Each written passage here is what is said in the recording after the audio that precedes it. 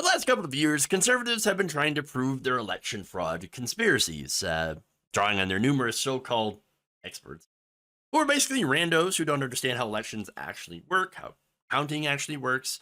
Well, they claim to have evidence of fraud being carried out. We've got it on tape. We've got it on video. Now, one of their newest experts claimed to have video of this happening, and he would know video because, apparently he had once pled guilty to voyeurism. The details, of course, are even worse when you look into it. Now, the man is named Kevin Moncla, and he had pled guilty after secretly filming people in his bathroom. Setting up a whole system, hidden camera, and everything, recording device. And yeah, so now Monkla is also head of the so-called election oversight group and is claiming that he had received some damning video posted on the right-wing site Rumble from a poll worker that shows unusual jumps in checked-in voters on the screen of an electronic poll book after the polls had closed. Oh, interesting. So now, this video again, like, oh, well, look, there's this count, right? And this e-book, this e-poll book. Oh, look at the vote counts. Oh, it's after. So no, wait, he set up a hidden camera to catch that as well. The guy knows how to do hidden cameras. What if he's watching me right now? Okay. Anyway, now, the state certified election systems and software ESS voting systems e-poll books in Dallas County, Texas, had previously experienced some delay in the downloading of checked-in voters and then caught up. This is according to the Texas Secretary of State.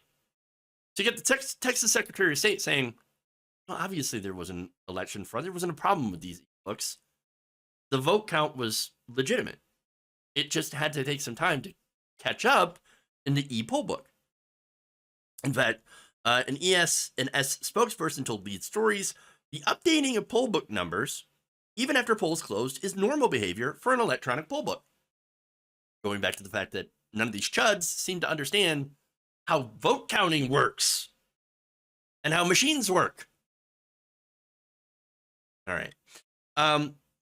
Furthermore, the Dallas County Elections website reported that once the polls closed at 7 p.m. on Election Day, the upload traffic on the network had decreased, and as a result, the downloads appeared to have sped up significantly, which happens when, of course, you have a system where the infrastructure is fairly old, which is true for the election infrastructure in the entire country. Okay. And not only that, but again, it makes sense if you're using up all this bandwidth. I know this is a difficult concept for these people, but bandwidth, you only have so much. And when you're using a lot of it, things will slow down. And then when you stop using it, things will speed back up. Weird. No, but that's how it works. Furthermore, the website said Dallas County's e-poll books functioned accurately, but slowly, and correctly recorded the number of voters who were issued ballots on Election Day. So, again, that's the claim made by Monkla and, of course, republished by right-wing conspiracy blogs like, I don't know, Gateway Pundit. Which, again, Gateway Pundit, I just have to note that the founder of Gateway Pundit, I think, had gotten in trouble for shitting on his college dorm room floor. So, yeah, quality people, right? So you got that conspiracy blog by the floor shitter. And then you also have Weirdo Peeping Tom, that is claiming to have evidence of election fraud. These are real quality stand-up people. Experts. But once again, it comes down to people not understanding how anything works. Technology that counts ballots, they don't understand it, and since they don't understand it, it must be a conspiracy. Oh, they must be rigged against us. Now, both the Gateway Pundit and the article and the description under the original post of the video on Rumble link to a fundraiser for, a big surprise, the Election Oversight Group, which is led by Monkla. Monkla, a self-described investigative journalist and independent researcher, which basically means I watch shitty YouTube videos. That's my research. Yeah, okay. Is listed as the manager of the EOG fundraiser on Give, Send, Go, a Christian fundraising platform, become a haven for far-right causes. He's appeared on podcasts representing EOG and regularly posts links to their website on Twitter. His name appears at the bottom of their Substack. The EOG fundraiser is seeking $125,000 to support their investigative work. Speaking of this guy's investigative work, getting back to, his first major case of cracking the case, I should say.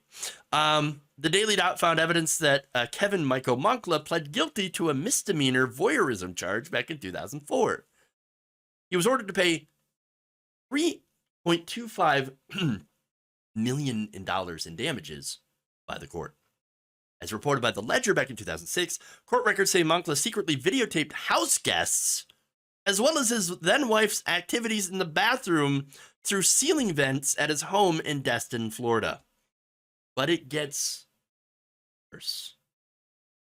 From September to November 2002, a couple and their 2 young children were videotaped while they were guests in Monkla's home, court records say. Although police say that there were no crimes committed against the children. Really? You got minors on video in the bathroom. What was he doing to those tapes? I'm asking questions. I don't think that's just voyeurism. Now, a sheriff's office investigator testified in a deposition that the recording setup, by the way, in Monkla's home was more sophisticated than throwing a camera up somewhere and leaving it out, obviously. The guy had to, put a lot of thought into that. Oh, we're going to hide it in the vents. I'm going to do some recording in the bathroom. In the bathroom? Really? The scheme unraveled, however, when Monkla's then-wife, at the time, discovered a video cassette recorder and tapes under a bed. Well done. That is super, super fucked up. Now, of course, in his defense, he says, I wasn't trying to snoop on children or to be a creeper on my, then-wife or ex-wife or the guest. No, it's not what you think. In a tweeted statement after the publication of the story several days ago, Monkla denied filming anyone, claiming instead that he had recorded his wife's calls during a custody battle and took a plea deal to avoid a felony. Of course. That's really not better. That excuse right there. Instead of like, I videotaped children and my ex-wife. Instead, he's saying, oh, no, I didn't do that. Oh, that would be bad. All I did was just spy on my ex-wife's phone calls. Wait, that's not better. At least not that much better. You were spying in on people, stuck hidden cameras in your bathroom with, in a home that's not only with your wife, but with your guests, 2 small children. No, creepy. But now he's out there saying, instead of being a predator, he's saying, no, I'm a hero. I'm fighting for election integrity. And I'm using my, obviously, excellent spying in on people's skills to try to, catch election fraud? Which, again, he didn't even catch actual election fraud. It's ridiculous. While Monkla had submitted several formal complaints in Georgia alleging systemic issues with voting machines, he's been vague about the details regarding Dallas County, which happens to be a Democratic stronghold in Texas, aside from claims of inflated vote counts. Legal reasons, he said. You don't put your evidence out before you file the case. And then, of course, if you never file the case, you never have to put your evidence out. Genius. Brilliant. Totally brilliant. Oh, God. And then they say, is Donald Trump an intellectual? Trust me, I'm like a smart person. Except that, he's like, I am also a smart person. No, you're not. He also said this. I've got the complete line of evidence from both Dallas, Texas, and multiple counties in Georgia. I'm not guessing. It's a fact. Okay, but then you're not releasing the evidence, are you? No, of course not. Of course not. Look, this is the kind of guy that the right turns to for their evidence.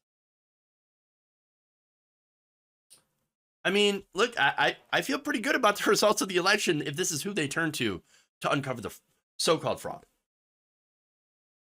Bunch of, again, randos with legal issues and histories of doing creepy, unethical things. And look, not only that, but of course you have investigation after investigation, alleged voter fraud fact check after fact check, which has proven people like Monkla wrong every single time they bring up this ridiculous talking point of election fraud. So, every single time, doesn't matter, because as Mike Pillow had said before, don't worry about the evidence, because we never have them.